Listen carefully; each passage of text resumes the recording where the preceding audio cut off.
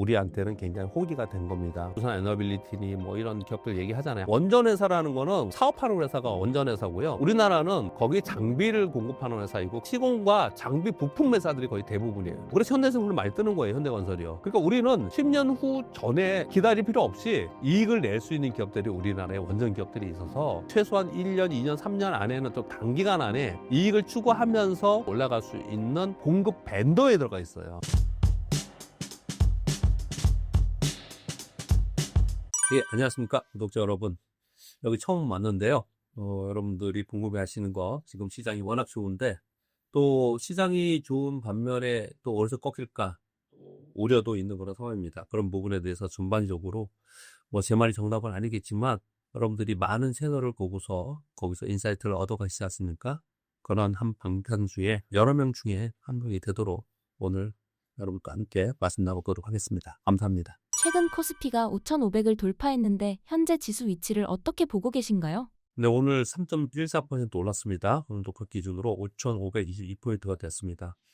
5,000포인트, 5,000피 얘기를 좀 했었고요. 그 다음에 5,000포인트 넘어서서 두 번에 걸쳐서 5,000포인트 아래로 좀 떨어지는 그런 모습을 보여줬습니다. 그런데 뭐 이제 훌쩍 넘었기 때문에 5,000포인트 위로 더 보고 있는 그런 상황인 것 같습니다. 일단 처음에 5,000포인트 얘기했던 것은 우리 시장은 저평가를 해소하는 정상화 국면으로 가자라는 취지로 정당에서 당정에서 그런 얘기들을 좀 했었던 거고요. 그래서 사법 개정과 세법 개정을 통해서 그런 취지가 있었던 거고요. 근데 그걸 진행되고 있는 과정이고요. 그 과정 속에서 우리나라는 이제 반도체 업사이클이 진행이 되면서 플러스 알파로 더 올라가는 그런 상황이 됐습니다. 구체적인 수치를 좀 말씀 좀 드리면은요. 올해 우리 코스피의 EPS를 한 투에서는 한 430포인트 잡고 있고요. 제일 높게 잡은 데는 우리나라 국내회사에서는 대신증권에서 580포인트 정도 잡는 것 같아요. 이게 뭐냐면 EPS 곱하기 멀티플이 프라이스입니다.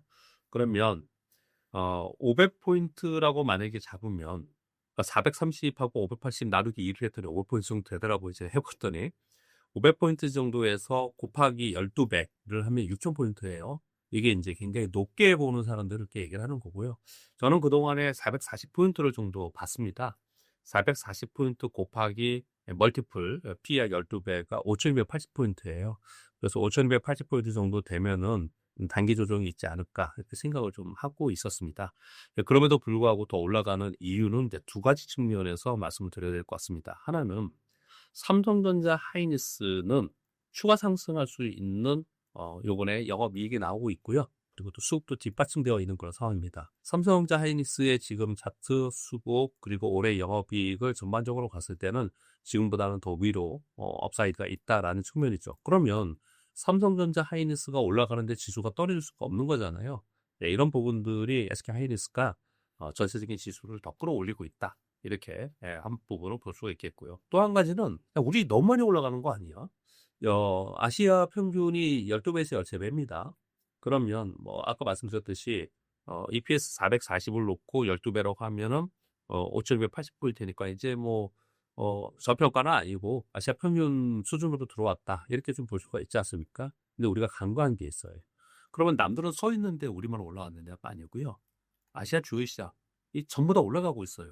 그러면 그들은 이성량에서 올라가는 부분들 때문에 멀티플이 12배, 13배 있을지 모르겠지만 주가가 더 오른다는 얘기는 멀티플이 더 올라간다는 얘기죠. 그러면 우리 시장은 가만히 거기 서 있었으면 우리는 한 12배까지 올라오면은 우리도 이제 정상화 됐으니까 여기서 좀 이제 쉬어야지 또는 이제 다 왔어. 이렇게 생각을 하겠는데 남들은 12배에서 더 올라가고 있는 거고 우린 밑에서 12배까지 쫓아와 온 거기 때문에 남들 다 올라가는데 추가적으로 더 올라가는 그런 현상이 좀 벌어지고 있는 거죠. 그래서 이제 가장 근본적으로는 우리 저평가가 해소됐다는 점, 해소되는 과정에서 있었다는 점, 그리고 그게 이제 작년에 이제 하반기에 있었던 것이고요. 올해 들어가서는 이제 대규모 자금들이, 부적 자금들이 우리나라 시장에 들어오면서 추가적으로 상승을 하고 있다는 점, 그리고 또 한 가지는 반도체의 투탑이 위로 업사이드 즉 더 상승할 여지가 있다라는 점을 봤을 때 시장이 추가적으로 올라가는 부분이 있고요. 그리고 웬만하면 시장이 잘 안 빠지고 있는 이유 중에 하나는 만약에 미국 시장이 빠지면 우리도 빠질 거예요. 그런데 이제 미국 시장이 아마도 세게 올라가지는 못하지만 아래로 하락을 할 수 있는 상황은 아닙니다. 왜 그러냐면 미국은 올해 11월 월에 선거가 있습니다. 그래서 트럼프 대통령이 지지율이 지금 굉장히 낮은 상태이기 때문에 선거를 바라보는 뭐 국내용 정책들이 계속 나오고 있습니다. 그런 게 이제 대표적인 게 국내에 소위 유동성을 제공하는 세금의 감면이라든지 뭐 이런 부분들이 나와 있거든요. 그러면 시장은 돈의 힘에서 움직이는 것이기 때문에 시장의 유동성이 또 보강이 되고, 그리고 시장 친화적인 정책이 트럼프 전 대통령이 쓴다면 올해는 미국 시장이 쉽게 내려가지 않겠다는 게 기저에 올 시장을 떠받치고 있는 부분 중에 하나가 있는 거고요. 그리고 그 와중에 우리는 반도체와 더불어서 한 가지가 더 있죠. 우리 시장이 이번에 올라가는 기저에 있는 내용은 뭐냐면 소위 거버넌스 개혁의 3법 개정과 세법 개정입니다. 이게 지금 1차, 2차, 3법 개정은 지금 지나왔고요. 이제 3차, 3법 개정이 남았는데 자사주 관련 개정이고요. 또 한 가지는 세법 개정입니다. 배당 소득에 대한 분리과세. 이게 굉장히 센 겁니다. 1차 3법 개정, 2차 3법 개정은 굉장히 선언적인 부분이고 포괄적인 내용이라면 이번에는 직접적으로 주식시장에 수급이 들어올 수 있는 요인이 될 수 있는 거버넌스 개혁이기 때문에 이 두 부분이 요번에 남아 있습니다. 이게 원래 설 전에 3차 4법 개정 마무리한다라고 조주권에서 얘기를 했는데 좀 미뤄졌죠. 그래서 3월에 한다고 하거든요. 오히려 좋습니다. 왜냐면 이게 끝나버리는 것보다도 모멘텀을 앞으로 두고 서 있는 게 더 좋다라고 저는 개인적으로 생각합니다. 그래서 3법 개정과 세법 개정이 이제 남아있는 상황이기 때문에 거기에 대해서 이슈가 되는, 즉 모멘텀이 되는 소위 지주사 또는 배당 관련주 이런 정도는 여전히 강세를 보이고 있거든요. 그러면서 그들의 시가총이 굉장히 많이 올라왔습니다.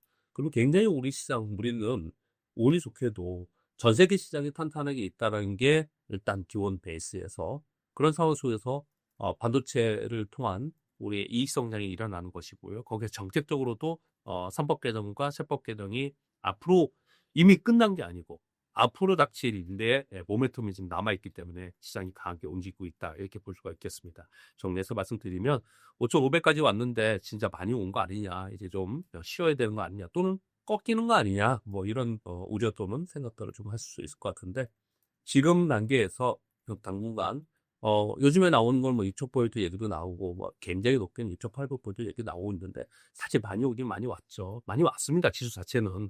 그래서 지수를 가지고 위로 업사이드로 얼만큼 더 수익을 낼 수 있냐의 문제가 아니고 강한 시장 속에서 어디서 더 큰 수익을 내느냐의 섹터와 종목 싸움으로 들어가는 그런 시장이 되지 않나 하고 생각합니다. 최근 지수 상승을 외국인과 기관이 주도하고 개인은 오히려 순매도 중인데요. 이러한 수급 구조를 어떻게 해석하면 좋을까요? 외국인들 수급은 세게 들어오지 않다가 최근 들어서 이제 뭐 오늘 같은 경우에는 삼성전자에 큰 수량으로 들어왔습니다. 외국인들은요, 제 1차 상승이 있었던 게 6월부터 7월까지 6월 한 달 동안 상승을 했는데 20% 상승을 했는데 그때 외국인들 조금 들어왔어요. 네, 그러다가 좀 7월, 8월 쉬었다가 9월, 10월에 외국인들이 되게 많이 들어왔습니다. 언제 들어왔냐? 반도체에 들어왔거든요. 그리고 11월에 대거 팔았어요. 그리고 12월서부터 또 다시 살기 시작을 했는데 그 이후에 외국인들의 흐름을 보면 SK하이닉스는 2월 들어서는 계속 파는 매도 위입니다. 그리고 SK하이닉스는 그래서 개인들이 순매수 위인 거고요. 삼성전자는 반대로 외국인들이 순매수 위주입니다. 그래서 전반적으로 흐름을 보면은 외국인들은 우리 시장에서 전반적으로 패시브가 들어오는 부분도 있지만 반도체를 다루는 거예요. 그러면 외국인들이 왜 패시브로 강하게 우리 시장에 안 들어오고 있느냐를 생각해 본다면 그것은 다분히 환율의 영향이라고 생각합니다. 우리 원화가 워낙에 지금 약세이고, 그리고 당분간 뭐 빠르게 강세로 전환될 가능성에 대해서는 좀 회의적인 생각들을 많이 가지고 있죠. 그래서 외국인들은 실제로 시세 차익보다도 환플레이가 훨씬 더 강합니다, 패시브 자금이. 그래서 외국인들이 좀 강하게 들어오지 못하는 그런 상황이 됐어요. 만일 여기서 환율이 우리 원화가 막 강세가 되면서 1,300원대로 가고 막 이런 모습이 나타나면서 외국인들 맞아서 막 집중적으로 우리나라에서 산다, 그럼 진짜 바야흐로 엄청난 오버슈팅이 나올 수도 있어요. 그런데 외국인들은 지금 그런 상황은 아니다, 반도체 위주로 산다, 이렇게 보시면 좀 될 것 같고요. 기관들은 그동안에 주춤 좀 하다가 정부에서 굉장히 강력하게 시장에서 푸시를 하는 부분이 좀 있기 때문에 아주 공격적으로 사진 않지만 기관들 역시도 좀 매수 위로, 소폭 매수 위로 좀 되는 그런 부분이 되고 있고요. 무엇보다 중요한 거는 개인들입니다. 오늘 제가 아까 자료들 보니까 1월 달에 은행 요구불 예금, 그냥 수시 입출금 할 수 있는 예금 돼서 얼마 빠졌다고 그러더라고요. 50조 원 정도가 빠져나갔다고 그러더라고요. 반면에 자산운용사에는 91조 정도 들어왔다고 합니다. 지금 전반적으로 우리나라에는 이제 부동산에서 주식시장으로, 예금에서 주식시장으로, 퇴직연금이나 개인연금에서 주식시장으로 이렇게 자금들이 보수적으로 그동안에 주식시장은 위험해, 주식시장에서 우리나라 주식시장이 되겠어? 수익률이 나겠어? 뭐 이렇게 생각했던 자금들이 이제 지금 주식시장으로 들어오고 있는 상황이라서 그 자금들이 보수적 자금이지만 어마어마하게 큽니다. 그래서 최근에 이렇게 보면은 최근 1월서부터 이제 지금까지 보면은 한 달 반 정도 됐지 않습니까? 한 달 반 동안인데 영업일수는 한 21일 정도뿐이 안 되는데요. 그 사이에 ETF의 전체 자금 유입 금표를 보면 약 55조 원 들어왔거든요. 아까 말씀드린 대로 자산운용사에 91조 원 들어왔는데 그 자금들이 어디 들어가 있느냐? MLF나 펀드에 들어갔어요. 개인들이 펀드에 들어갔다는 얘기는 그 돈을 가지고 기관들이 주식을 사는 거지 않습니까? 근데 결국은 개인들의 전반적인 우리나라의 흐름에 있는 자금들이 그 자금들이 주식시장으로 이동하면서 탄탄하게 수급을 받쳐주고 있다는 거죠. 그래서 외국인들이 파는 동안에도 잘 안 빠지잖아요, 시장이. 그래서 이렇게 된 게 다시 오래된 게 아니고요. 이제 시작을 했기 때문에 시장이 꽤 탄탄하게 수급으로 좀 받쳐주고 있는 상황이어서 우리 시장을 쉽게 막 빠질 거다 이렇게 생각하는 건 좀 위험하다 이렇게 생각을 합니다.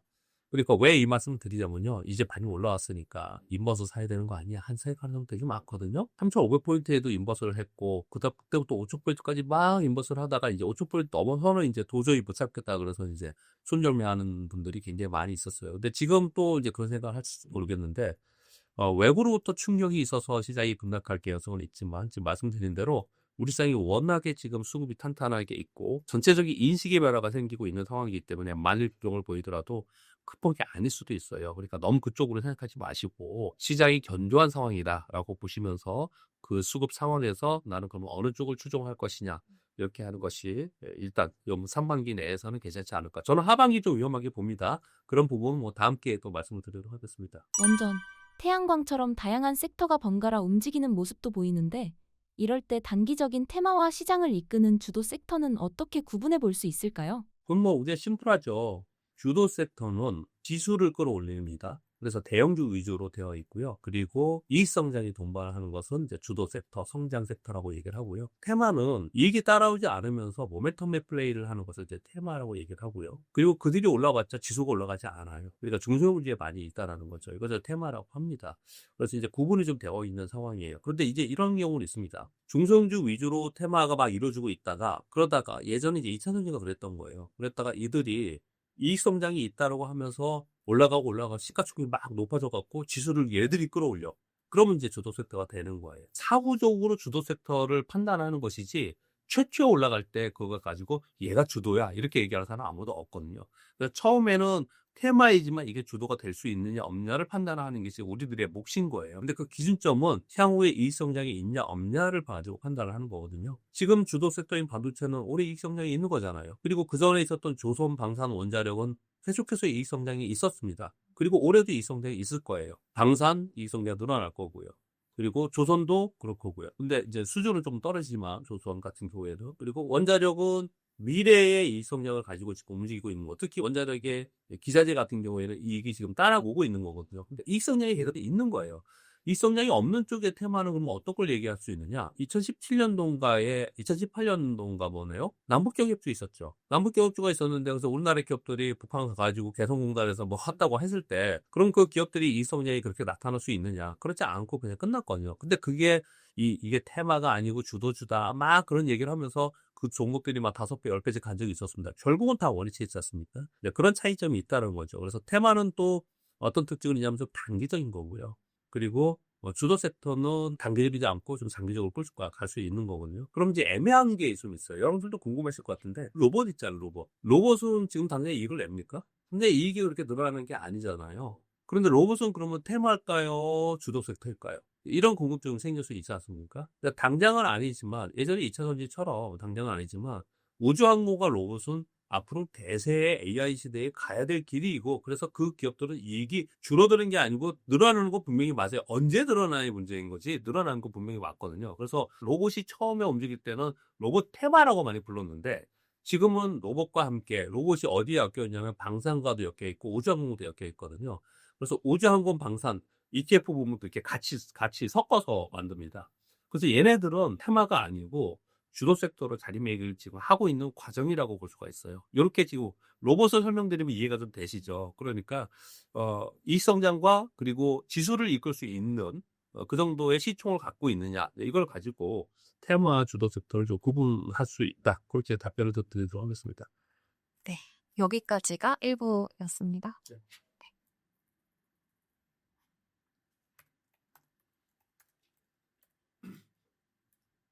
질문이 별로 좋지 않아도 이사님 잘 네. 대답해 주셔가지고 괜찮습니다. 감사합니다. 2부로 최근 반도체 업종이 지수를 주도하고 있는데요. 지금을 업황 회복 초입으로 봐야 할까요? 아니면 이미 기대가 상당 부분 선반영된 구간일까요? 많이 반영됐다고 보는 게 맞지 않을까요? 사실 이제 요번에 반도체가 작년에 여러분 뭐 주식 투자하시는 분들 아시겠지만 이제 늦게 들어오신 분들은 이게 모르기 때문에 설명을 드리셔야 돼요. 작년 여름만 해도 우리나라 반도체 안 된다 그랬습니다. 그냥 엔비디아는 계속 오르는데 우리는 안 된다고 그랬어요. 그리고 작년 가을에 디램 가격이 계속 오름에도 불구하고 확인해 와야 된다, 확인해 간다, 뭐 그랬습니다. 근데 실제로 반도체가 언제부터 올랐느냐? 얼마 안 됐어요. 9월부터 올랐습니다. 9월부터. 9, 10, 11, 12, 1, 5개월로 올랐습니다. 그런데 이제 2배씩 오르는 거예요. 특히 삼성전자, SK하이닉스 시가총액 1, 2위가 2배씩 오르니까 지수가 급등하는 그런 상황이 된 거거든요. 반도체가 요번에 이렇게 많이 올랐던 이유 중에 하나는 당연히 이익 성장이 있는데 그 이익 성장의 이면을 바라볼 필요가 있습니다. 이익 성장이 이렇게 늘어날 수 있었던 것은 작년 9월 이전에 못 올랐던 것은 AI의 인프라만 오른 거예요. 데이터 센터 쪽만 오른 거예요. 그래서 엔비디아만 오르고 그리고 엔비디아의 공급망 안에 있는 SK하이닉스와 한미반도체와 테크융이나 이런 것만 오르고 그리고 미국도 AI 데이터 센터 쪽만 오른 거거든요. 근데 거기는 AI 데이터 센터로 구축하는 AI 가속기의 문제였습니다. 거기에 삼성전 들어가지 못했던 상황이에요. 이제 그런 상황이었는데 점차로 보면서 요즘에 이제 이거 약간 매크로를 좀 이해하셔야 되는데 어떻게 바뀌었냐면은 AI가 AI 시대가 됐다는 것은 지금 3년 지났습니다. 언제부터 시작을 했냐면 2023년부터 시작을 한 거거든요. 23년, 24년, 24년, 25년 3년 동안 엔비디아가 오른 거예요. 급등을 했죠. 그래서 모두 다 우리나라 투자자들이 지금 서학개미는 엔비디아를 들고 있는 거지 않습니까? 왜 그렇게 시작됐냐? 2022년 11월에 오픈 AI에서 챗GPT를 공개하면서 바야흐로 AI 시대가 된 거거든요. 그럼 그 3년 동안 AI 시대에서 뭘 한 거냐? 도대체 무슨 짓을 한 거냐?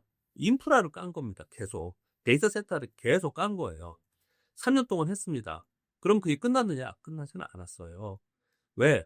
국가별 AI 데이터 센터 구축하는 걸 소버이나 그렇죠? 별로 관차 없습니다. 우리나라 하지도 않았습니다. 그러니까 아직까지도 갈 길이 많아요. 그래서 엔비디아를 여전히 좋게 보고 엔비디아 목표적을 높게 보는 거거든요. 그건 분명히 있어요. 근데 요즘에 엔비디아 주가가 잘 안 움직이죠. 왜 그러냐면은 인프라를 구축하는 그것은 지난 3년 동안 진행해 왔고 지난 3년 동안 향후의 미래를 끌어다가 엄청나게 지금 주가가 오른 상태에 있습니다. 그런 상황 속에서 그러면 제가 조금 전에 말씀드리기를 앞으로도 AI 인프라 구축 더 많이 해야 되는 상황입니다. 그런데 지금 어느 정도 과정까지 왔냐? 한 뭐 반 정도 또는 뭐 만약에 100%까지로 본다면 한 4, 50% 진행이 됐다. 그러면 앞으로 50%라도 진행돼야 되니까 앞으로도 되게 좋겠네? 이렇게 생각하시면 주식 투자자는 그렇게 생각하시면 안 돼요. 주식은요, 미래를 끌어다가 반영합니다. 그래서 실제의 우리 실생활에서 AI의 인프라 구축이 한 50%뿐이 안 왔다 하더라도 주식시장은 7, 80%는 반영했을 가능성이 굉장히 높아요. 그래서 저는 어떻게 생각하냐면 AI 인프라의 구축은 7, 80% 왔다. 후반에 왔다라고 저는 생각을 하거든요. 그런 과정 속에서 그러면 인프라 구축을 해놓으면 뭐예요? 그 다음에 그걸 갖고 뭘 해야 될 거 아니에요? 그걸 갖고 제품을 만들고 서비스를 만들고 해야 될, 요즘에 그래서 엔스래핑 얘기 나오고 에이징 나오고 이런 얘기들이 나오고 있는 거거든요. 그래서 그것을 제품화하고 서비스하고 하는 것들이, 제품이 뭡니까? 로봇이 자율주행 이런 것들이에요. 피지컬 AI예요. 서비스는 뭐예요? 우리 얘기하는 AI를 가지고 얘기하는 AI 비서 막 이런 것들 얘기하지 않습니까? 이런 게 서비스예요. 이런 것들이 올해 들어서 부쩍 얘기를 많이 하죠. 데이터 센터보다 이 얘기를 되게 많이 하잖아요. 무슨 얘기냐면 인프라를 구축해 놓고 이제는 이것을 서비스화하는 단계로 넘어가는 과정에 지금 있는 겁니다. 그러면 이것을 제품화하고 서비스화하는 과정으로 넘어가는 것은 0부터 100% 했을 때 이거는 어느 정도까지 왔나 생각을 해보세요. 이거는 이제 10%, 20%안 왔어요. 이거는요. 그래서 시장에서 가만히 보면은 이쪽이 훨씬 더 주가가 좋은 겁니다. 그쪽 제품화하고 서비스하는 쪽이 더 각광을 많이 받는 거거든요. 제가 우리 시장의 반도체에다 왜 이 말씀을 드리냐면요. 반도체는 굉장히 요번에 운이 좋았다고 볼까? 아니면은 AI 시대를 바로 제대로 탄 거죠. 왜냐하면 이것이 인프라 구축을 해놓고 그때도 엄청난 반도체 HBM이 들어가지만 그건 지금 과정에 있고 한 반 정도 왔다고 제가 말씀을 드렸고 저의 생각입니다. 개인적으로. 반 정도 왔고 이제 맞춤형 반도체라고 하고 제품화하고 서비스화하는데 새로운 맞춤형 반도체들이 다 필요한 거예요. 빅테크들이 전부 다 필요한 거예요. 엔스로픽 필요하고 그래서 엔스로픽도 지금 데이터 센터를 자체로 갖겠다고 얘기를 하고 있고 테슬라도 자체로 갖겠다고 얘기를 하고 있고 지금 구글 같은 경우에는 자기들 자체 칩 TPU를 지금 내놨고요. 자체 칩들을 갖고 있는 거죠. 뭘 만든지 간에 무조건 메모리 다 들어가는 거예요. 그러다 보니까 오히려 범용 메모리가 더 각광받는 시기로 올해 들어서 접어들기 시작을 한 거예요. 그러면 엄청난 메모리의 수요가 생기는 건데 그러면 메모리 반도체의 얘들이 작년 9월 전에는 안 좋았다 그랬지 않습니까? 그때 증설을 미리 해놨으면은 지금 막 뭐 반도체 찍어내면서 팔 수 있겠죠. 근데 그때까지만 해도 작년 열흘까지만 해도 안 좋았기 때문에 그렇게 증설이 돼 있는 상태가 아니에요. Q는 엄청나게 많은데 수익 Q라고 하죠. 이거 되게 많은데 그런데 공급이 안 돼요. 그러면 당연히 쇼티지가 일어나는 거고 그러면 가격 P가 오르는 거죠. 그래서 지금의 반도체 가격이 오르는 거는 P가 오르면서 영업이익이 올라가는 거거든요.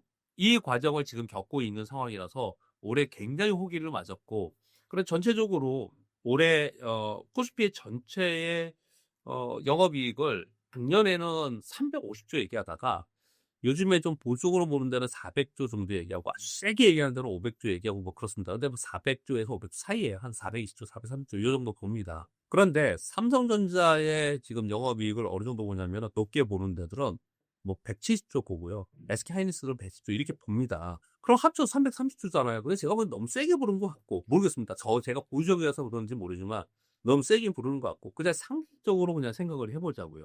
상식적으로 생각해보자는 건 어떤 거냐면 우리가 분기가 4개 분기잖아요. 그러면 30조씩 나오면 120조잖아요. 3, 40이 120조 아닙니까? 그런데 지금 보면은 지난번에 4분기에 삼성전자 20조 나왔거든요. 근데 요번에 30조 가까이 나오거나 30조를 넘길 것 같아요. 그 정도가 나오면 3, 40이 곱해서 100조가 나오는 거잖아요. 왜냐하면 가격이 지금 오른 상태에 수요가 있기 때문에 그리고 증설을 조금씩 하거든요. 세게 하지 않고 왜냐하면 가격이 떨어질 수 있기 때문에. 그래서 그 정도 한다면은 그러면 120 정도 나올 수 있겠구나. 120조의 멀티플 물론 삼성전자나 SK하이닉스는 멀티플로 하지 않고 PBR이나 뭐 다른 방법으로 목표주가 산출을 하긴 하지만 여러분들이 이해를 돕기 위해서 단순하게 생각을 해보면 120조에 10배를 하면 1200조예요. 지금 삼성전자가 1000조예요, 1000조. 그럼 1200조니까 20%가 더 올라갈 수 있는 거잖아요. 근데 그건 10배예요, 10배. 시장이 12배, 13배인데요. 그럼 시장보다 얘가 더 낮아야 돼? 성장률인데? 그렇지 않지 않습니까? 그래서 위에 업사이드를 얘기를 하는 거고 지난번에 보니까 SK증권은 삼성전자를 26만 원 그리고 SK하이닉스가 150만 원 정도로 지금 얘기를 하고 있는 것 같더라고요. 근데 지금 SK하이닉스가 90만 원 좀 됐나요?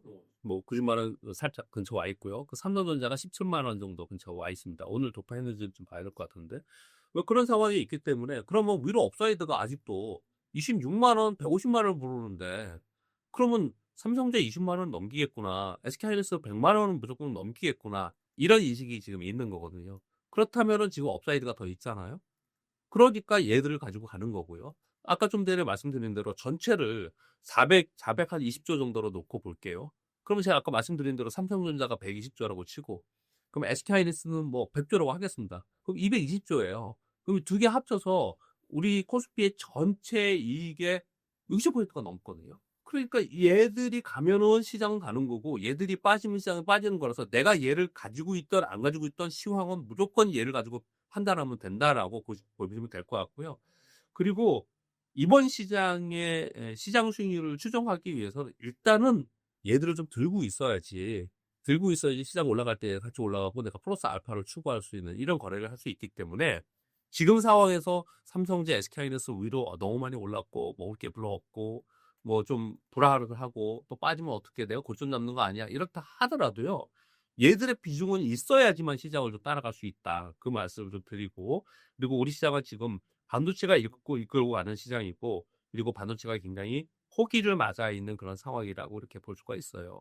올해 우리가 뭐 SK증권이나 국민증권사에서 얘기하는 걸 좀 잘 안 믿는 여러분들이 경향이 있어서 이런 말씀들 드려볼게요. 지난번에 그 트렌드 포스에서 자료 하나가 나왔는데 올해 메모리 쪽만 전체 반도체가 아니고 메모리 쪽만 총 매출액 그러니까 시장 사이즈를 5,500억 달러로 봤더라고요. 5,500억 달러.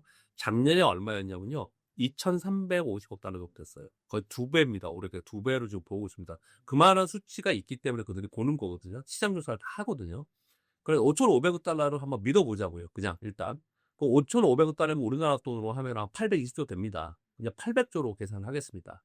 그러면 전 세계 메모리의 점유율이 우리나라 SK 하이닉스하고 삼성전자가 어느 정도 될 것 같아요? D램은 70%고요. DRAM 70%고 낸드가 좀 낮아요. 50 몇 % 됩니다. 키옥시아가 딴 데가 있기 때문에. 그 두 개 합치면 60%가 좀 넘습니다. 이것도 그냥 단순하게 60%로 하겠습니다. 제가 왜 그러면 뭐 애널리스트로 딱 수치 얘기했으면 좋겠는데 이렇게 얘기하면 그냥 편하게 시장의 흐름을 읽고 여러분께 이해를 드리기 위해서 그러는 거예요. 그러면은 800조에서 60%면은 6, 8에 다칠 걸 480조 아닙니까? 그렇죠? 그러니까 여기서 480조의 매출이 나온다는 거예요. 그러면 500조로 할게요, 이건요. 500조로 하겠습니다. 왜냐면 거기 아까는 조금씩 뺐으니까. 그럼 500조에서 예를 들어 영업이익률이 얼마큼 나오느냐는 거예요. 영업이익률. 삼성전자는 영업이익률이 보통 40%는 안 넘습니다. 근데 SK하이닉스는 반도체만 있기 때문에 예를 들어 67%, 70% 넘길지 안 넘길지 그 얘기를 지금 하고 있어요. 그럼 두 개 평균 내봐도 평균 내보다 50% 됩니다. 그러면 250조 아닙니까? 그럼 거꾸로 생각해 보세요. 아까 제가 뭐라 그랬습니까? 삼성전자는 120조, SK하이닉스 100조, 220조. 이게 말이 맞잖아요. 아무리 생각해 봐도. 그러니까 야 이거 지금 반도체 간다 이거. 이렇게 모두 다 인식이 되는 거고 반도체 위주로 자금이 들어오고 있는 거고 외국인들은 특히 우리 시장을 살 때 반도체 위주로 항상 삽니다. 왜냐면 시가총액 1위이고 패시브 자금도 그렇고요. 특히 환율이 좀 강세로 가면 더더욱 들어올 거고 이런 전반적으로 생각을 해보면 그렇다면은 이 반도체가 우리 시장을 끌고 가고 있고 이 반도체가 당분간은 계속해서 호기를 맞을 수 있다 이렇게 보여지고요.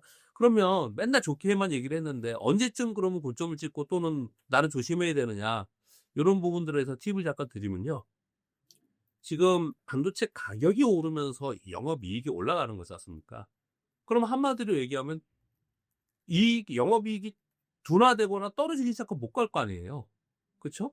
그러면 영업이익이 둔화되거나 떨어진다는 얘기는 가격이 더 이상 못 오르는 순간이 올 거 아닙니까? 또는 가격이 떨어지는 순간이 올 거 아니에요. 이 가격이 떨어지는 순간은 시그널을 줍니다. 어떤 시그널을 주면 증설이에요. 증설. 여태까지 공격적으로 삼성전자, SK하이닉스가 증설을 얘기하지 않았습니다. 작년에 증설 조금 한다고 하는 부분들은 언제부터 실제로 반도체를 찍어낼 수 있냐면은 올해 말서부터 할 수가 있어요. 그래서 그런 부분도 좀 걱정을 하지만 근데 대규모 증설이 아니에요. 그래서 전 세계적으로 대규모 증설을 하면서 이제 반도체 호황을 준비하겠다라고 얘기가 나오기 시작을 하면 그러면 이제 서서히 고점이 좀 되는 거거든요. 이것과 더불어서 애널리스트 보고서들도 보면 여러분들 안 믿으시는 분들도 있는데 믿고 안 믿고를 하지 마시고요. 보고서를 보면은 이제 계속 요즘에 영업이익을 올리고 목표가를 올리지 않습니까? 어느 순간 돼서 더 이상 올리지 않고 플랫하게 가거나 좀 소극적으로 돼요.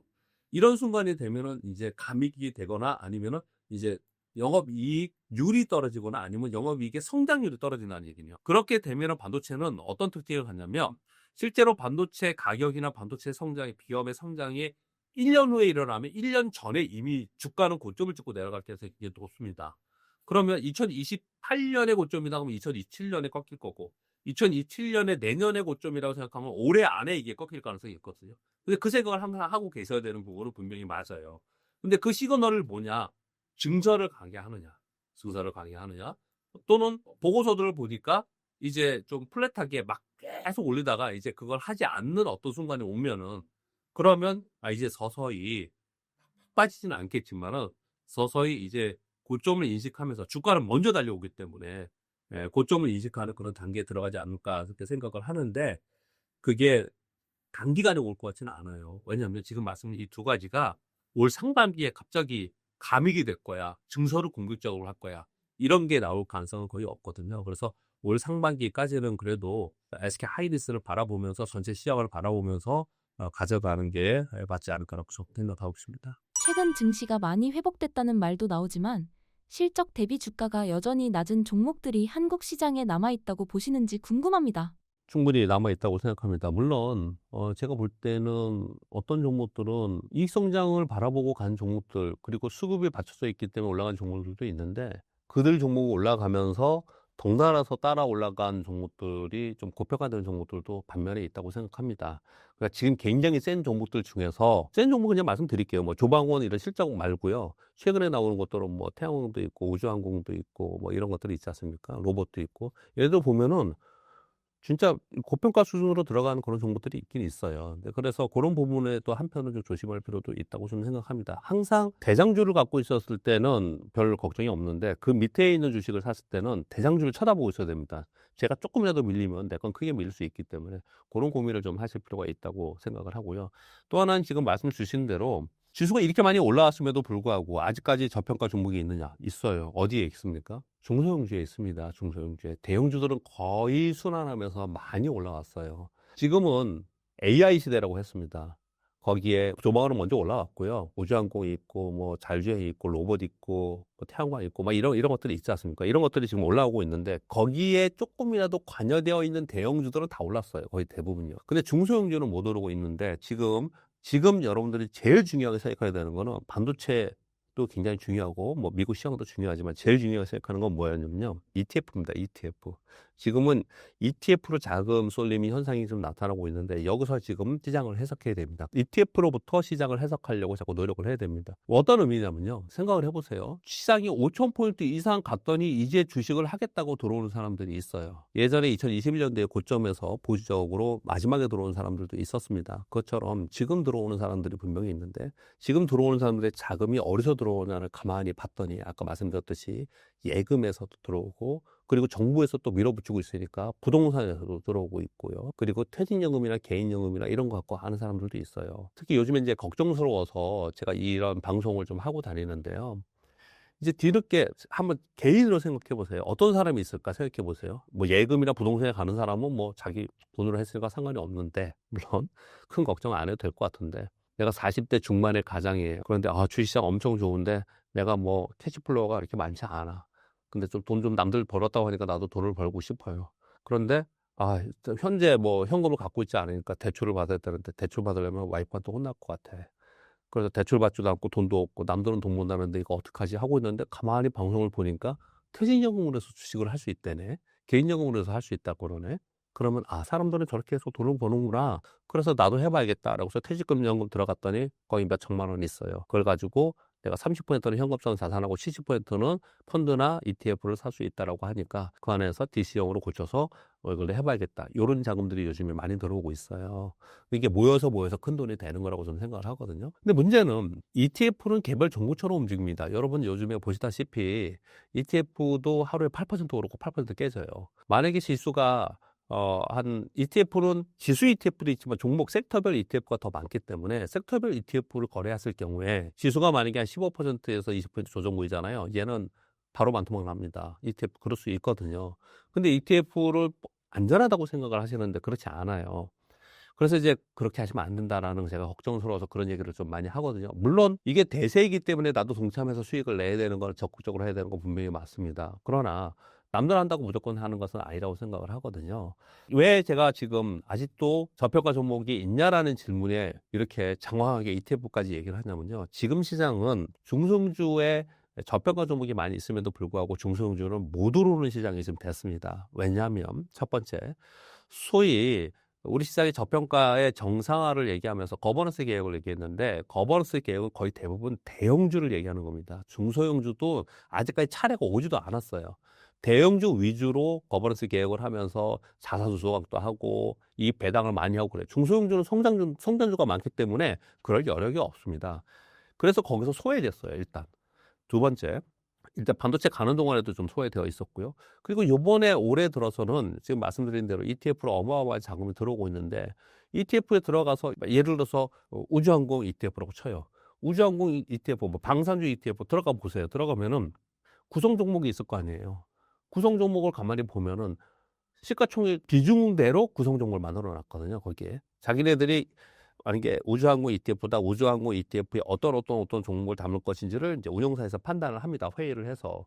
그래서 그걸 해놓고 거기에 시가총액이 높은 순서대로 비중을 그대로 벤치마킹합니다. 그대로 똑같이. 그래서 만약에 시가총액이 줄어들면 파는 거고 걔가 올라가면 더 사는 거 이렇게 거래를 하거든요. 그러다 보니까 돈은 ETF로 들어왔죠.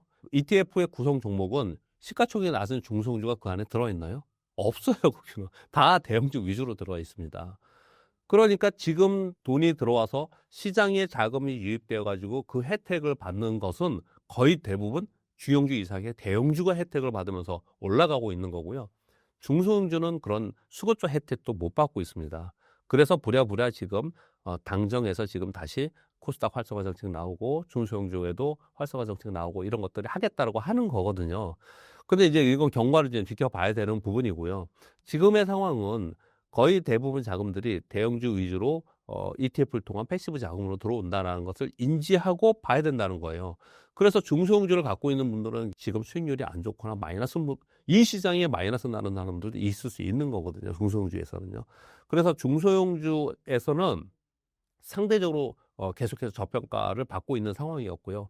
그리고 그러면 코스닥은 상대적으로 고평가입니다. 그래서 공매도가 외국인들 많은 거거든요. 우리 코스피에는 저평가 종목이 SK하이닉스 아직도 저평가잖아요. 삼성전자 아직 저평가잖아요. 근데 코스닥은 전반적으로 봐서도 고평가고 종목들을 보면은 이익 대비 고평가 거의 대부분 고평가에 있어요. 시장 자체가 고평가 시장입니다. 그런데 그 안에서도 또는 코스피 안에 있는 거래소에 있는 중소형주도 덩달아서 못 가고 있는 거거든요.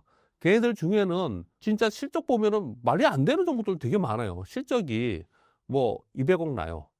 200억 정도 뭐 연간 나는데 그런데 시가총액이 1000억이야. 뭐 1500억이야. 이런 애들이 있거든요.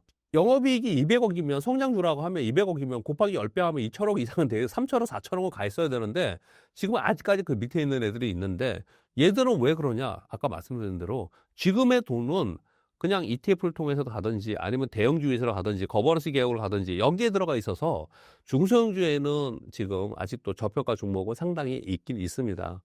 근데 고민입니다. 저도 여러분께 이 말씀을 드리면서 질문을 받으면서도 그러면 지금 그런 저평가된 중소형주들이 뜨는 날이 올까요? 또 정부에서 그걸 가만두지 않을까요? 어떤지 뭔가 좀 도와주지 않을까요? 걔들이 지금 사두면 오히려 수익률이 크지 않을까요? 라는 생각할 수 있잖아요. 그런데 수급이 대형주 위주로만 되고 있으니 지금 상황에서 그걸 사가지고 그냥 기다려라? 그게 만만치 않습니다. 그런 기회가 올까? 지금은 대형주 위주로 움직이고 ETF 위주로 움직인다면 그러면 나는 예를 들어서 사고 싶은 게 어떤 걸 사고 싶은지 모르겠지만 예를 들어서 나는 자율주행을 사고 싶어. 그러면 자율주행 ETF가 있을 거 아니에요. 그 구성 종목이 쭉 있을 거 아니에요. 그 구성 종목 중에서 적절하게 중상위에 있는 종목을 해야지 자율주행이 매수가 들어오면은 그러면 얘들이 오르는 거지. 아예 거기에 들어가 있지 않은 내가 자율주행을 그냥 들고 있다. 그러면 얘는 남들 자율주행 다 가도 얘는 못 갈 수 있다라는 거예요. 그런 지금 수급적인 이거 왜곡까지는 아니지만 그런 고민거리가 좀 있습니다. 그래서 그 부분이 중소형주까지 벼들 날이 올까? 어떤 뭐 애널리스트들은 올 거다 얘기하는 사람들도 있고 그렇게 얘기를 하고 있는데 저는 뭐 직접 투자하는 사람의 입장에서 그리고 여러분들과 가까이 있는 사람의 입장에서 그 함부로 이거 사서 기다려야 된다. 그게 올 거다. 이렇게 말씀은 못 드리고 있어요.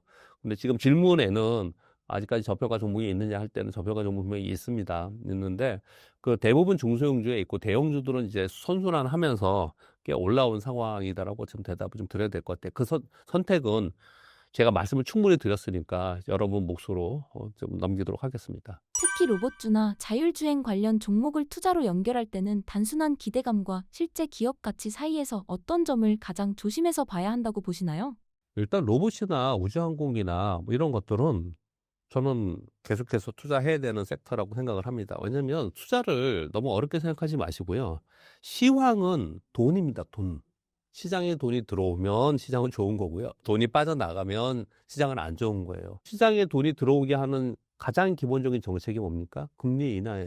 그럼 시장은 좋은 거고 금리 인상하면 시장이 하락합니다. 시장에 돈이 들어오냐 안 들어오냐. 아까 제가 미국 시장에 이제 시장에 트럼프 대통령의 재정 정책으로 해서 시장에 돈이 들어올 거기 때문에 많이 안 빠집니다. 그래서 절대 그게 빠질 거 막 생각하지 마세요. 이렇게 말씀을 드리는 것처럼요. 우리 시장이 이렇게 좋은 거는요. 부동산, 예금, 연금, 저축 이런 데서 지금 돈이 들어오고 있는 거라서 시장이 좋은 거거든요. 그 시황은 돈이에요. 시황은 돈.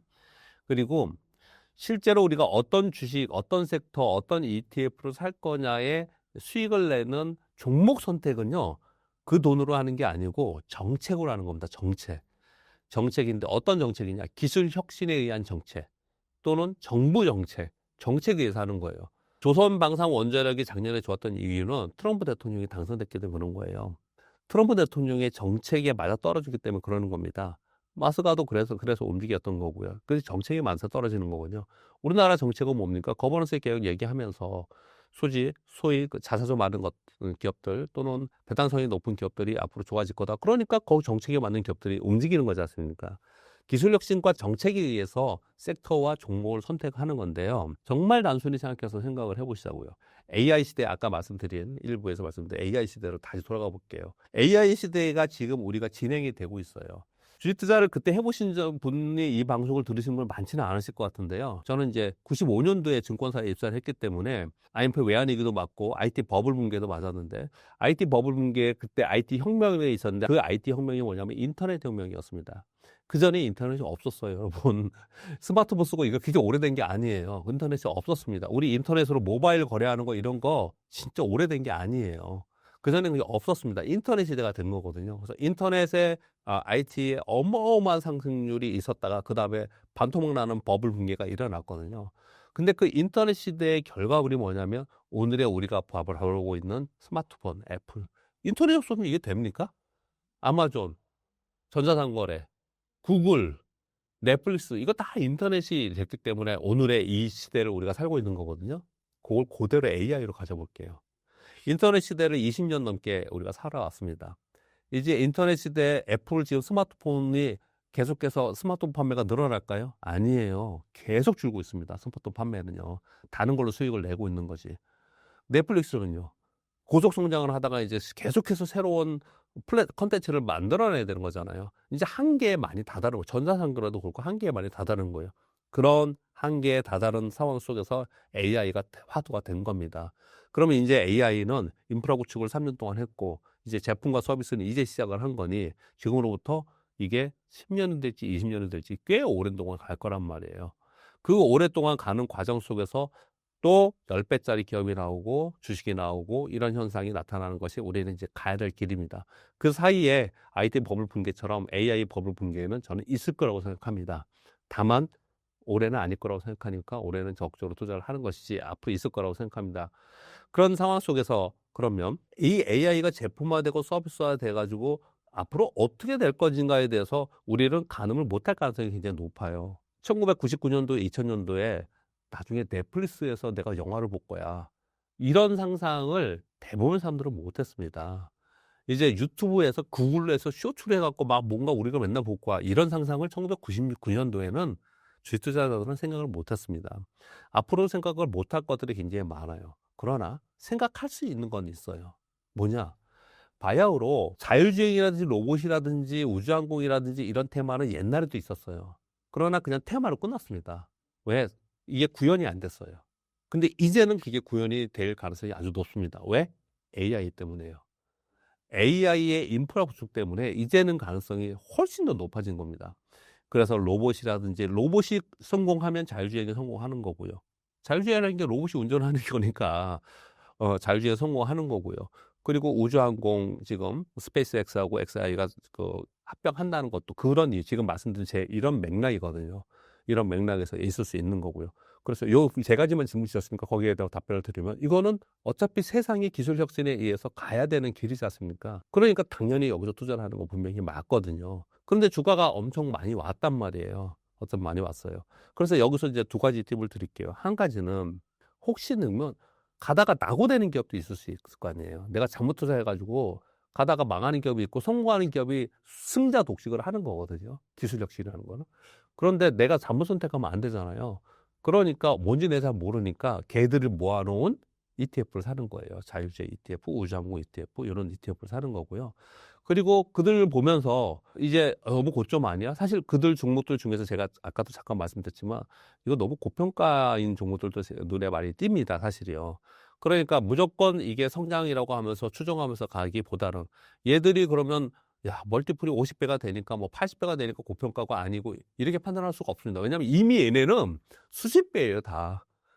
PER 자체가 수십 배에 이미 올라가 있습니다. 그러니까 고평가 구간은 분명히 맞는데 그중에 성공하면서 끝까지 가는 기업들은 출렁거림이 있다 하더라도 성공을 시켜줄 거고 아닌 데들은 낙오될 수도 있는 거거든요. 그래서 만약에 자신이 없으시면 지금 말씀드린 대로 ETF를 가지고 거래를 하시는 게 맞다고 생각하고요. 그리고 만약에 거래하신다면 그 ETF 중에서 구성 종목 중에서 시가총액이 제일 높은 거, 이미 시가총액이 높다는 얘기는 주가가 올랐다는 얘기는 많은 사람들이 검증했다는 얘기잖아요. 그러니까 그런 걸 사는 게 훨씬 상대적으로 더 안전하다라고 생각을 하고요. 그리고 지금 너무 이게 많이 올라와서 고평가인 것 같아 라고 생각하는데 남들은 다 가니까 나 그래도 그래도 남들 다 하니까 나 혼자 안 하고 있으면 안 될 것 같아. 그렇게 너무 그렇게 생각하지 마시고요. 주식시장은 기회를 늘 줘요. 또 새로운 걸 주고 새로운 걸 주고 그러거든요. 사실 태양광 같은 경우도 얼마나 힘들었습니까? 근데 최근에 태양광이 좋잖아요. 그렇듯이 새로운 게 계속 나오거든요. 네, 그렇게 배분을 좀 하면은 어떨까라고 이제 팁을 좀 드리겠고요. 그리고 우리 시장에는 여전히 반도체와 그리고 거버넌스 개혁에 대한 모멘텀이 살아 있습니다. 그래서 그쪽에 ETF 또는 그쪽에 종목을 사시면은 이 시장이 가는 데까지는 수익률을 같이 추구할 수 있다고 좀 생각을 하거든요.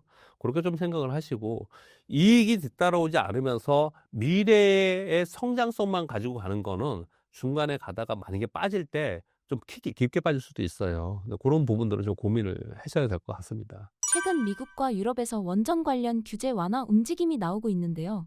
이런 정책 변화가 실제 수주 계약과 실적 증가로 이어질 가능성은 얼마나 된다고 보시나요? 원전 얘기하면은 사실 좀 저희처럼 주식하는 사람이 아니고 이 순간에는 주식 쪽이 아니고 세상을 바라보면서 이렇게 쭉 봐왔던 사람들 입장에서 좀 한편으로는 안타까움도 있고 한편으로는 또 새로운 기회다 이렇게 생각을 좀 하는데 안타까움은 뭐냐면요.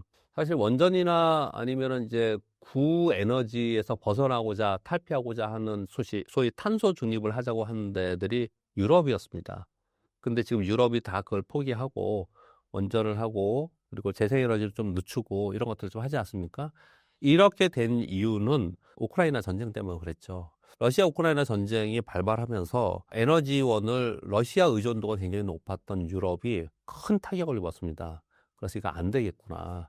그래서 우리 에너지 안보를 지켜야겠다라고 얘기를 하면서 그러면 비용도 많이 들고 시간도 많이 드는 신재생 에너지는 조금 뒤로 물르고 그래서 전기차 2차 전지가 우리 전 세계에서 빠진 거예요. 전기차도 2030년까지 전기차로 거의 뭐 100%다 해야 된다 막 유럽에서 가장 선두였지 않습니까? 근데 요즘에 그거를 다시 후퇴하고 있는 그런 모습을 나타내고 있지 않습니까? 이게 지금 그 러시아 우크라이나 전쟁이 상당 부분 영향을 주면서 에너지 안보의 측면에서 유럽에서 뒤로 후퇴하는 그런 모습을 사실 좀 보인 부분이 있습니다. 이게 원전을 지금 각 국가들이 지금 발빠르게 하고 있는 이유 중에 첫 번째 이유, 에너지 안보입니다. 두 번째는 탄소 중립에도 물론 들어갑니다. 왜냐하면 구에너지보다는 신재생을 하고 그리고 원자력을 하면은 이제 탄소 중립이 되는 거니 이제 그쪽을 좀 하려고 하는 건데 근데 왜 신재생보다 원자력을 더 지금 하려고 뭐 급히 하려고 하느냐 생각해 보면 신재생 에너지는 비용이 너무 커요. 엄청난 비용이 듭니다. 그래서 트럼프 대통령이 유럽을 가지고 와 비난하길 니네들 신재생 하다 망했잖아 이렇게 얘기 좀 하고 있는 거거든요. 엄청난 비용이 듭니다. 에너지 저장 장치도 엄청나게 필요하고 이제 돈이 많이 들어요. 유럽은 경기가 안 좋거든요. 그러다 보니까 그러면 비용 측면에도 그렇고 자기네들 에너지원이 막대한 에너지원이 필요하는데 그러면은 원전으로 다시 돌아갈 수밖에 없다. 원전을 해야 된다. 이렇게 생각을 하는 거고요. 이게 두 번째 이유고 세 번째는 여러분 다 아시다시피 데이터 센터를 막 지으면서 대용량의 어마어마한 전력이 지금 필요한 거고요. 그래서 일론 머스크는 이거 지구상에서는 안 돼. 그래서 우주로 날아가가지고 태양에 직접 받아가지고 거기다 데이터 센터 만들어가지고 난 그걸 할 거야. 또는 지구상에는 무려 100기가와트의 태양광을 그냥 왕창 줘가지고 이걸로 해야 돼. 그만큼 데이터 센터에 어마어마한 지금 전력이 필요한 거고 그 전력이 필요하다 보니까 그것을 에너지로 쓰기 위해서 트럼프 대통령은 원자력 르네상스 행정명령을 이렇게 내면서 그러면서 원자력 발전소를 하려고 하는 겁니다. 자, 이 세 가지가 전반적인 상황인 거고요. 지금 전반적으로 그러면 보면 비중은 어느 정도 되느냐? 유럽이 원전이 많긴 합니다. 왜냐하면 탄소 중립 때문에 프랑스는 한 70% 되고요. 유럽의 북유럽 정도 한 50% 됩니다. 미국 한 18% 되고 우리나라 한 30% 정도 되는 그런 상황이 있습니다. 근데 이제 미국은 굉장히 낮죠. 그러니까 이제 미국은 더 많이 지으려고 하는 거고요. 근데 제일 많이 원전의 가장 최대 원전 국가는 어딜까요? 이제 중국입니다. 중국. 근데 조용하죠. 거기는 그냥 조용히 있는 거고 우리만 그냥 막 떠들고 있는데 중국은 조용히 성장하고 있는 거고 우리 서방국하고 우리나라 미국권에 있는 국가들은 그냥 굉장히 시끄럽게 진행을 좀 하고 있는 그런 상황입니다. 중국은 최대 원전국이고요. 다른 나라들도 특히 유럽은 원전을 지금 많이 진행을 하고 있는 상황에 있어요. 미국이 늦었죠. 그러다 보니까 트럼프 대통령이 이제 바삐 원전을 지금 하려고 하는 것입니다. 이 세 가지 강장 중심축에 있고요. 그리고 나서 부가적으로 하나 더 말씀을 좀 드리면 그동안에 원전 기술도 많이 발전했어요. 그래서 원전은 우리가 뭐 일본도 봤고 예전에 러시아에서도 원전 사고를 봤기 때문에 위험하다고 생각해서 또 이 반대 운동 하시는 분들이 굉장히 많지 않습니까? 그래서 기술 진화로 인해서 소위 안전성이 담보되고 있는 SMR을 하겠다라고 지금 얘기를 하고 있는 거고요. 그래서 지금 트럼프 대통령은 빅테크들이 너희들이 데이터 센터 지면 그 옆에다가 니네 원전 져. 니네 전기 쓰는 거 니네가 책임져야 돼. 이렇게 지금 지난번에서 생명명령 하면서 그런 얘기까지 지금 나온 적이 있었습니다. 그만큼 지금 에너지 안보에 지금 치열한 싸움을 하고 있는 상황이기 때문에 그러면 이 막대한 에너지를 어디서 구할 것이냐 그러면은 원전을 누가 많이 빨리 확보하느냐가 굉장히 중요하다라고 얘기를 하고 있는 거고요. 그래서 중국은 진행하고 있는 거고 미국은 굉장히 시끄럽게 하고 진행을 좀 한다 그러는데 문제는 뭐냐? 원전을 지는데 지금 미국은 짓겠다고 막 엄청 오래 작년부터 시끄러웠잖아요. 근데 첫 완공이 2030년입니다. 기간이 굉장히 많이 드는 작업이거든요. 이 증설을 하려면. 그러니까 나중 얘기예요. 2030년, 2035년, 2040년 얘기를 지금 하고 있는 상황입니다. 그러니까 급하잖아요. 그러니까 어제 트럼프 대통령이 뭐라고 그랬습니까? 에너지원이 필요하고 원전은 지금 짓긴 져야 되는데 아직 시간은 많이 걸리고 그러니까 석탄 발전 우리 부지런히 더 하자. 그래서 거기 막 현금 지원 막 하고 이거 국방부에서 에너지 사줄게. 그러니까 너희 빨리 가동해. 막 석탄 발전 하고 지금 그러고 있는 상황인 거예요. 그러니 결국은 미래의 한 국가의 미래를 봐서는 원전의 에너지원을 얼마나 많이 빨리 확보하느냐가 굉장히 중요하기 때문에 이 싸움이 일어난 것이라고 보여지는데요. 이 시점에서도 우리한테는 굉장히 호기가 된 겁니다. 이 원전 기술은 이제 프랑스의 기술이 꽤 있고요. 미국의 기술 일부 있는데 우리나라도 그 기술력이 있지만 우리나라는요. 우리나라에 있는 기업들을 보면 한 점 빼놓고는 여러분들이 많이 아시는 두산 에너빌리티니 뭐 이런 기업들 얘기하잖아요. 한전 기술, 뭐 한전 산업 이런 얘기하지 않습니까? 이 기업들은 일단 원전의 대표 종목 두산 에너빌리티 얘기하잖아요. 두산 에너빌리티가 원전 사업하는 회사예요? 아닙니다. 우리나라 기업들은 다 부품 장비 회사예요. 원전 회사라는 거는 완전히 완공 짓고 나서 그걸 가지고 사업하는 회사가 원전 회사고요. 우리나라는 거기 장비를 공급하는 회사이고 그리고 원전주 뜨면 뭐가 뜹니까? 현대건설 뜨잖아요. 며칠 전에 대우건설 막 뜬 거 뭐냐? 우리도 원전해 이러면서 떴었습니까? 그러니까 건설이 왜 뜨깁니까? 아니 원전 시공을 해야 되는 거니까. 우리나라는 시공과 장비 부품 회사들이 거의 대부분이에요. 만약에 10년짜리 프로젝트라고 하면은 완공이 10년 후라면은 거기에 짓는 거는 먼저 짓는 거고 그래서 현대건설이 많이 뜨는 거예요. 현대건설이요. 짓는 거고 그리고 어느 정도 지나고 나면 이제 장비가 들어갈 거 아니에요. 가스터빈 들어가고 장비가 들어갈 거 아닙니까? 그러니까 우리는 10년 후 전에 기다릴 필요 없이 계속 가면서 이익을 낼 수 있는 기업들이 우리나라의 원전 기업들이 있어서 그래서 우리나라 원전 기업들은 이 원전이 뭐 10년 후에 20년 후에 지는데 그게 이익이 나? 이렇게 생각하면 안 되고 우리나라 기업들은 이익이 당장은 아니더라도 최소한 1년, 2년, 3년 안에는 좀 단기간 안에 이익을 추구하면서 그러면서 올라갈 수 있는 공급 밴더에 들어가 있어요. 그래서 우리나라에는 호기가 좀 맞다라고 좀 생각을 좀 듣고 저는 이제 생각을 좀 하고 있습니다. 그러니까 전반적으로 보면은 원전 그 정도 대답을 드리면서 원전과 엮여서 제가 이런 말씀 한번 드려볼게요. 우리가 지금 어떤 섹터에 투자할까는 기술 혁신에 의한 섹터는 AI로 무조건 보시면 돼요. 아까 뭐 로봇이니 뭐 한국 뭐 우정 이거 다 AI 쪽입니다. 그런데 지금 얘기하는 원전이라든지 조선이라든지 방산이라든지 뭐 전력기기라든지 이거는 AI하고는 조금 달라요. 이거는 뭐냐면 미국이 어떤 정책을 하느냐에 달려 있는 겁니다. 미국이 지금 에너지 안보를 위해서 전력기기 노후화 다 교체하고 그리고 원전 짓고 뭐 이런 작업을 하고 있기 때문에 거기에 전 세계적으로 조선 방산 원자력 전력기기 이런 미국이 하고자 하는 활성화 정책, 부흥 정책에 이거 기술을 갖고 있거나 아니면 그런 숙련된 노동자를 갖고 있거나 하는 나라가 전 세계에 없어요. 거의 없습니다. 그래서 우리나라 굉장히 호기인 거예요. 여러분 많이 뉴스 보셨으니까 아시잖아요. 미국에 자기들이 뭐 잠수함이나 뭐 조선 선박 짓겠다. 아, 지라고 해보세요. 질 수 있나? 이 지금 노동력과 숙련도, 노동 인구의 숙련도와 그리고 그 임금을 가지고 질 수 있냐는 거죠. 미국의 의회에서 나온 자료 중에 하나에 어떤 자료가 있었냐면, 우리나라에서 저희 지을 배 한 척 돈이면, 미국에서 한 척 지을 돈이면 우리나라에서 6척 짓는다 그러더라고요. 임금 차가도 엄청나게 크고, 그리고 노동 숙련도 자체도 달라요. 그러니까 미국은 딴 나라에 손을 벌려야 되는 거지 않습니까? 조선을 가지고 예를 든다면 딴 나라에 손을 빌려서 기술력과 노동력을 손을 벌려야 되는데 한 군데는 빼야 돼요. 중국은 빼고 가야 되거든요. 그러면 중국 빼고 이런 노동력과 기술이 있는 나라가 흔치 않습니다. 아니, 흔치 않은 게 아니고 한두 개뿐이 없을 거예요. 일본하고 조금 우리하고 뭐 비슷하거나. 그러니까 중국이 우리랑 가장 경쟁 국가인데 미국이 경쟁을 빼고 가야 되거든요, 중국을. 그러니까 일본하고의 경쟁이 있는 것들은 뭐 경쟁하지만 일본하고 경쟁이 아예 많이 차이 나는 것도 있어요. 어떤 거냐면 이제 전력기기 같은 것도. 왜냐하면 일본은 중화공업을 우리나라에 넘겨주면서 오래전부터 벌써 안 하기 시작을 했기 때문에. 그래서 우리는 그걸 예전에 뭐라 그래요? 3D 업종이라고 했잖아요. 힘든 업종. 근데 우리는 그걸 여전히 꾸준히 하고 있었고, 지금도 3D 업종은 우리나라도 외국계 노동자들이 들어와서 일하고 있지 않습니까? 그렇듯이 그렇게 외국계 노동자가 들어와서 일을 하고 하는 이 일을 미국인들이 하겠냐는 거예요.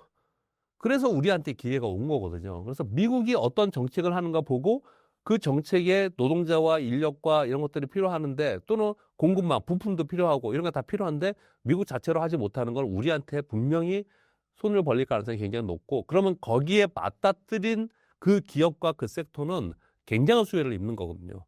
그래서 그런 우리나라의 테마와 주도 섹터가 생기는 거예요. 원전도 그와 똑같은 거예요. 우리나라의 장비와 이런 현대건설이나 이런 것들이, 그러면 미국은 이런 데가 없냐? GE라는 큰 회사가 있습니다. GE라는 어마어마한 회사가 있습니다. 전 세계 신재생 에너지, 원전 이런 거에 그 탑 회사입니다. GE 버너바가 있고요. 그런데 걔네들의 기술력만 갖고 걔네들이 인력만 갖고 이걸 해낼 수 있느냐가 아니라는 거죠. 그래서 우리한테 기회가 있을 거라고 본다는 겁니다. 그래서 이런 것들도 아까 말씀드렸던 AI 성장 섹터와 함께 정책의 성장 섹터이기 때문에 같이 보면서 투자를 하시면 좋을 거라고 생각합니다.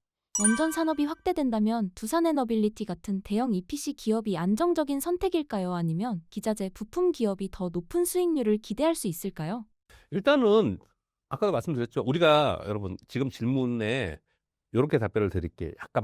약간 빗대서요. 7대3 법칙을 좀 가지는 게, 항상 7대3, 7대3은 생각하시는 게 좋을 것 같아요. 무슨 얘기냐면요. 어떤 사람은 미국에 7하고 우리나라에 3 한대요.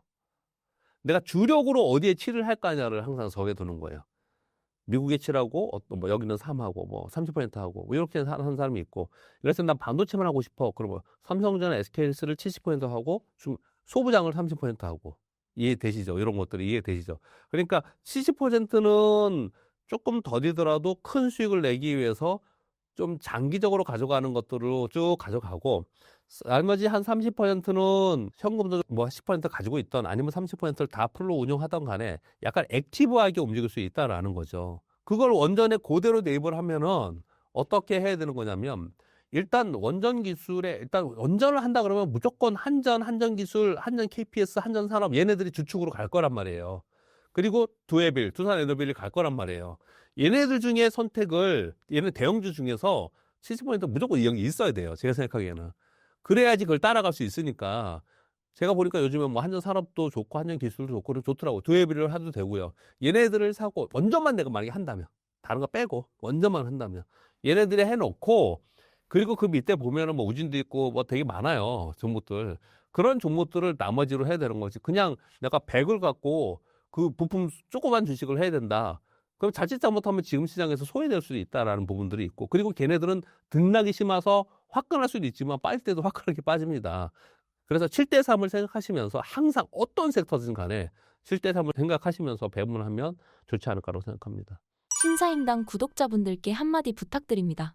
네, 뭐 이것저것 말씀을 좀 드렸는데요. 신사임당 구독자 여러분, 제가 처음에 왔는데 첫인사도 말씀을 드렸지만 이렇게 여러분 만나 뵙게 돼서 너무 감사하고 불러주셔서 너무 감사하고 그리고 반갑습니다. 여러분들이 또 어떤 컨텐츠를 듣고 인사이트를 갖고 공부하시고 하시는지 모르겠지만 두루두루두루 많은 분들을 얘기를 듣고요. 한 사람 말을 추종하면서 할 수는 없는 거거든요. 우리가 어떤 생각을 해야 되는 거냐면요. 왜 저도 이제 방송을 하고 다니는 사람이라서 이런 말씀을 꼭 드리고 싶은데요. 우리가 어떤 사람의 이론은 따라갈 수 있지만요. 그리고 매매 기법도 따라갈 수 있고 그리고 어떤 종목을 추종하면서 따라갈 수도 있어요. 그러나 생각을 따라갈 수는 없습니다. 어떤 사람들이 제가 오늘 이렇게 얘기를 했지만 제가 머릿속에 어떤 생각을 갖고 그 섹터나 그 종목에 대해서 어떤 생각을 갖느냐까지는 따라갈 수 없거든요. 그래서 무조건 모방하기는 무조건 안 된다. 그러니까 많은 사람들의 얘기를 그 사람이 내가 생각하기엔 틀려요. 틀려도 좋은 겁니다. 나는 반도체 이제 팔아야 돼. 그런데 저 사람은 산다 그래. 그러면은 왜 산다고 하는 얘기를 듣고 나는 왜 팔았다고 생각하는 것들을 서로 맞춰보는 거죠. 그래서 많이 듣는 건 굉장히 중요하고요. 그 다음에 꼭 말씀드리고 싶은 거는 많이 들어서 그럼 나중에 머릿속이 막 복잡해지거든요. 그래서 복잡한 것을 단순화시키는 작업이 굉장히 중요합니다. 주식 투자에서는 단순해야지만 수익을 낼 수 있다는 걸 꼭 잊지 마셔야 됩니다. 무슨 얘기냐면요. 이것도 무슨 얘기인지 자, 예를 한번 들어드릴게요. 저 교보문고 가면은 시집 읽으세요? 시집 잘 안 읽으시죠? 시집 이렇게 보면은 되게 유명하고 사람들이 되게 베스트셀러라고 나와 있는 시집이나 에세이집을 이렇게 보시면은 어렵습니까? 이거 그냥 초등학생이 쓴 것 같아. 내가 써도 이렇게 쓰겠다. 이런 게 되게 많죠. 근데 그렇게 생각하시면 안 돼요. 그 어마어마한 내공, 인사이트를 가지고 그렇게 쉽게 글을 쓴다라는 건 그 사람의 능력인 거예요. 인사이트가 있었기 때문에 단순화시킨 거, 시킬 수 있는 거거든요. 주식 투자도 똑같이 초보자는 막 기초 분석 공부해야 되고 맨날 막 유튜브 듣고 막 너무너무 복잡할 거예요. 막 금리도 봐야 되고 환율도 봐야 되고 그럴 거예요. 그런데 이걸 자꾸 듣다가 나중에 이렇게 생각을 해보면요. 일관된 자기 생각을 좀 가질 수가 있거든요. 그런 정도까지만 가면은 그 다음에는 되게 이게 쉽게 단순화시킬 수 있다라고 생각을 합니다. 여러분들이 그 정도의 인사이트 정도까지만 가지고 그 이외에는 필요 없어요. 그래서 여러 전문가들 방송을 두루두루 보시는 거는 저는 좋지 않을까라고 생각을 하고 있습니다. 꼭 그렇게 하셔서 성공 투자하시고 좋은 결과 얻으시고 큰 돈 버시기 바랍니다. 감사합니다.